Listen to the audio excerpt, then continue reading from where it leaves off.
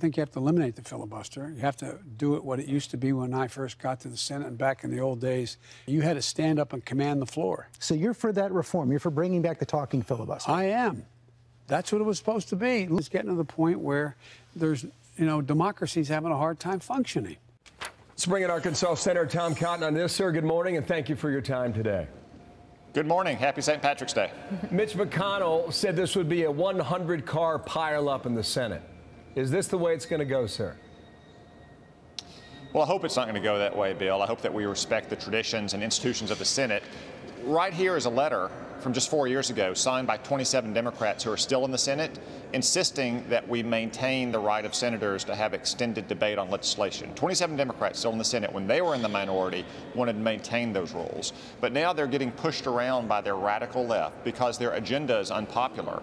They want to make Washington, D.C. a state. They want to pack the Supreme Court. They want to grant amnesty to illegal aliens. They know they don't have the votes to do that, but they're trying to push around Joe Biden, who appears to be so weak that he's caving to them. But you know what? I don't think they're going to push around someone like Joe Manchin, who has said he respects the traditions of the Senate. He, like me, wants to protect the interests of workers in West Virginia and Arkansas and so many other states sure about that, Senator? Don't support this bill. Joe Manchin seemed to hedge on that recently, too.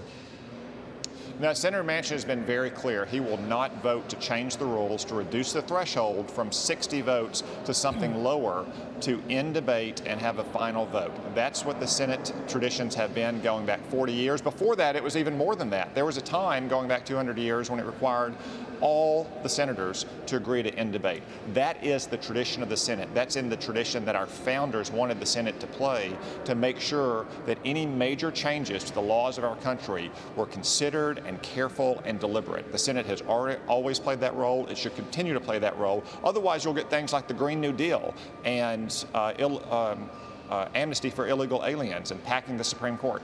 Medicare for all, too. I mean, there would be a long list of things. One of the things that Democrats are saying is that it's Mitch McConnell's fault that there's been so much of a backlog in the Senate and that you can't get anything done. But when I look at it, the only party that has actually used the filibuster in the last several years was Democrats.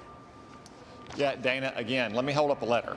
27 Democrats in the Senate 4 years ago said we should not change the rules governing debate in the Senate. 27 Democrats just 4 years ago. Who's been filibustering for the last 4 years? It were Democrats who filibustered Donald Trump's nominees and so much of our legislation.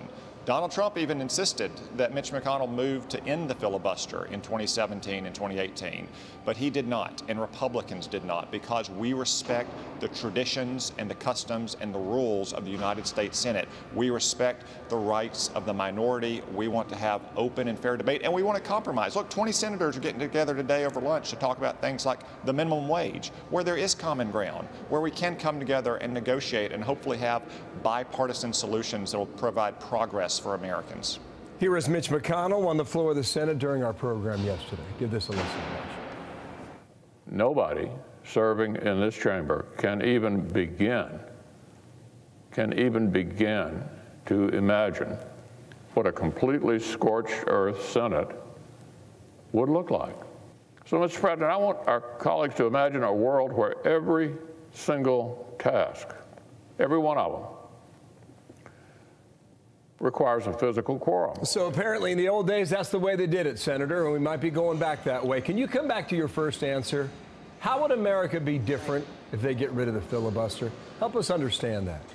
Well, first off, if they don't want to change the rules, but they want to change the practices and require people to be on the floor for extended periods of time, I've got news for them. I can be there around the clock for days on end if it's required to stop things like amnesty for illegal aliens or statehood for Washington, D.C., or packing the Supreme Court. That's ultimately what the Democrats want. It's their far left that's angry that they don't have popular support for their agenda, so they're trying to change the rules and ram it through in this fleeting window when they have power before we win back the Senate and the House next year. That's ultimately what this is about, and that's why the Republicans are going to stand up firmly against that radical agenda. One last thing on this. So I think that it's pretty clear at the White House, the Chief of Staff, Ron Klain, is basically telling Biden, well, you had to do all of these things in order to make sure that your agenda is big and bold enough that they don't want to be looking like the Obama administration and feeling like they didn't reach high enough. The pressure on the senators, including somebody even like, Amy Klobuchar is saying, let's do this. It's time. How tough is that pressure for them to resist? Let me hold up this letter again, Dana, with 27 Democrats still in the Senate who signed it. The #1 Democratic signatory on it, the co-author, is Chris Coons, Joe Biden's own senator from Delaware. So you can imagine how much the pressure is coming from the White House, people like Ron Klain and others over there on the Democratic senators, because they are beholden to their far left. Now look, Joe Biden may not be tough enough to stand up to people like Alexandria Ocasio-Cortez and Bernie Sanders, but Joe Manchin and other Democrats have been so far, and I can't imagine that Joe Manchin is going to go for something like the Green New Deal, imperiling the interest of workers in states like West Virginia or, in my case, in Arkansas. Senator, thank you for your time. Tom Cotton there on the Hill. More coming up on this momentarily. Thank you, sir.